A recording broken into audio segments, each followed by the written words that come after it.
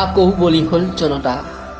আজি আকৌ হ'ল সাধাৰণ জনতা বলিৰ পঠা। পানীৰ মাজত ককপকাই চিঞৰি উঠিছে, কৰি নেদেখা জনক প্ৰাণৰ ভিক্ষা।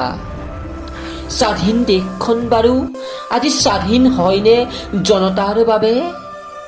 যদি হয়, কিয় ঘটে এনে ঘটনা? কিয় যায় নিৰীহ জনতাৰ সঘনাই প্ৰাণ? মহাবাহু ব্ৰহ্মপুত্ৰৰ বুকুত আজি ডুব গ'ল হাজাৰ মানুহৰ সপোন নামৰ ফুলপাহি। বহু শিশু হ'ল আজি নিথৰুৱা। সত্ৰনগৰী মাজুলীত শ শ জ্বলিল আজি জনতাৰ চিতা। হে চৰকাৰ, হে স্বাৰ্থপৰ লোভী ভদ্ৰতাৰ মুখা পিন্ধা বৰলোকসকল, আৰু কিমান জনতা শেষ হৈ যোৱা চাই ৰবা।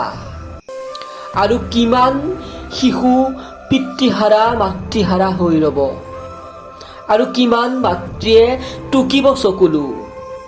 জনতাৰ জীৱনক লৈ প্ৰাণৰ খেলা নকৰিবাও। আদেশ নহয় মোৰ, তোমালোকলৈ মাথো অনুৰোধ। ধন্যবাদ।